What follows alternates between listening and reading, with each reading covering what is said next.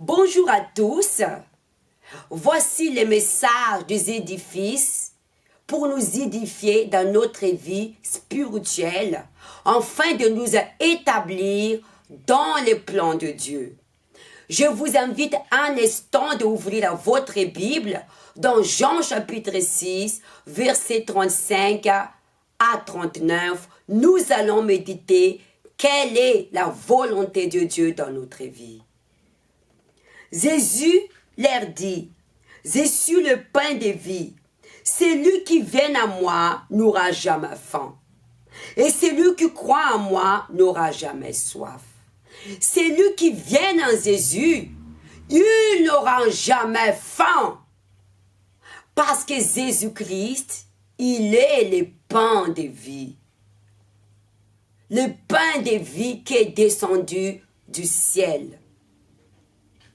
À l'époque, nos ancêtres, ils ont mangé la manne descendue du ciel. Et aujourd'hui, nous mangeons le vrai pain qui est Jésus-Christ de Nazareth. Si nous venons en Jésus, nous n'aurons jamais faim. Parce que le pain de vie que Dieu nous donne, c'est Jésus-Christ qui a donné sa vie sur la croix. Il est venu pour nous donner la vie en abondance et la vie éternelle.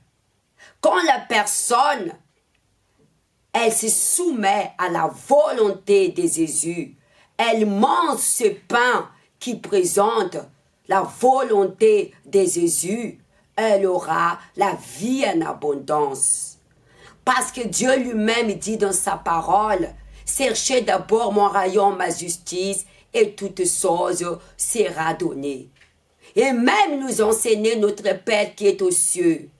Donne-nous toujours notre pain quotidien.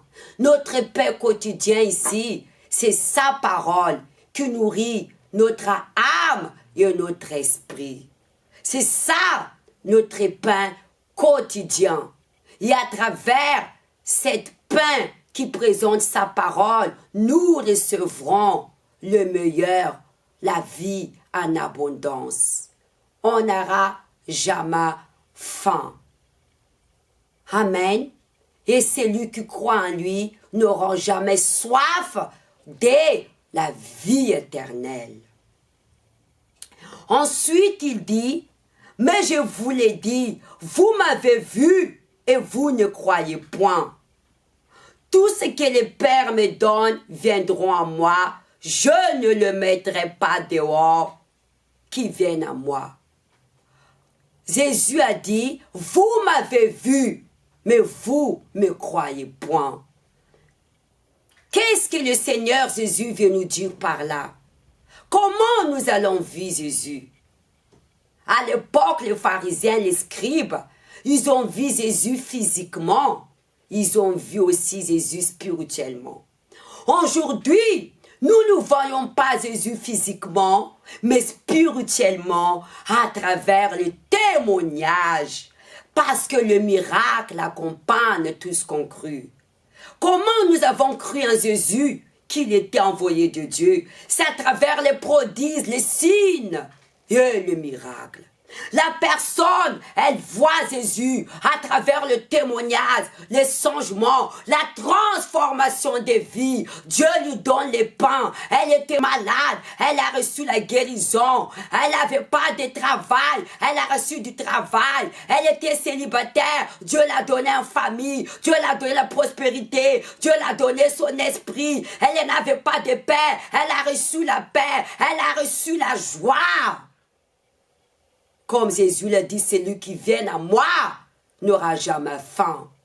Mais elle ne croit pas en Jésus. Cela veut dire, elle ne croit pas à son salut, à la vie éternelle. Parce que même Jésus parle dans sa parole, vous m'avez suivi, c'est parce que vous avez vu le miracle, parce que vous avez faim. La personne, au lieu de s'intéresser à celui qui fait le miracle, elle s'intéressait seulement au miracle. C'est comme si la personne, elle préfère plus honorer la création de Dieu au lieu de la créateur qui a créé. Elle valorise plus ce que Dieu lui donne au lieu de valoriser le pain de vie qui est la vie éternelle, l'Éternel, deux armées. Parce que elle ne croit pas à son salut. Jésus dit, vous m'avez vu, mais vous ne croyez point. La personne qu'elle croit, elle se donne corps, âme, esprit. Parce qu'il a dit, si tu crois, tu confesses dans ta bouche, et si tu crois dans ton cœur, tu auras la vie éternelle. Nous devrons confesser et croire dans le cœur. Nous devons soumettre à sa volonté, garder sa parole dans le cœur. Car le royaume de Dieu, sa justice, se trouve dans le cœur. C'est dans le cœur que nous commettons de toute l'injustice. C'est dans le cœur que nous gardons tous les mauvais ressentiments. Parce que c'est que l'abondance du cœur qui fait parler la bouche. Amen. Ensuite, il dit, 37, tout ce que le Père me donne viendront à moi, et je ne mettrai pas dehors. Nous venons à Jésus parce que c'est le Père qui nous a donné. Jésus est venu sur la terre. Il est venu pour faire la volonté du Père. Enfin que nous venons au Père. Jésus ne veut jamais nous mettre dehors parce que cela est la volonté du Père. Cela veut dire, si nous croyons que le Père a envoyé Jésus, nous devrons soumettre ce qui sort de la bouche de Jésus. Parce que ce qui sort de la bouche de Jésus ne venait pas de lui, mais venait du Père. Parce qu'il est envoyé du Père. Et le Père dit, c'est lui qui honore le Fils, le Père, il honorera pour la vie éternelle. Amen.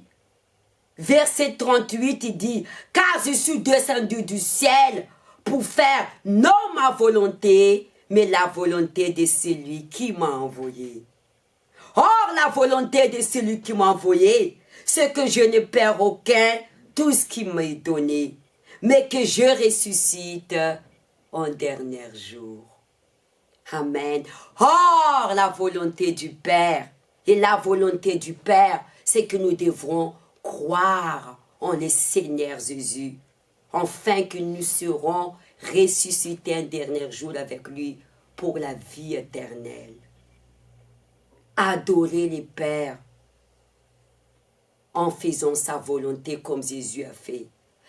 Parce que l'adoration du Père, quand nous soumettons à sa volonté, Jésus a renoncé à sa volonté pour être à l'adoration du Père. Nous devrons renoncer à notre volonté pour être à l'adoration du Père et le Fils, pour recevoir la vie éternelle. Voilà le message du jour que le Seigneur nous voulons transmettre. Que le Seigneur vous bénisse, qu'il vous garde, que je vous souhaite une journée de l'adoration. Et très bientôt, au revoir.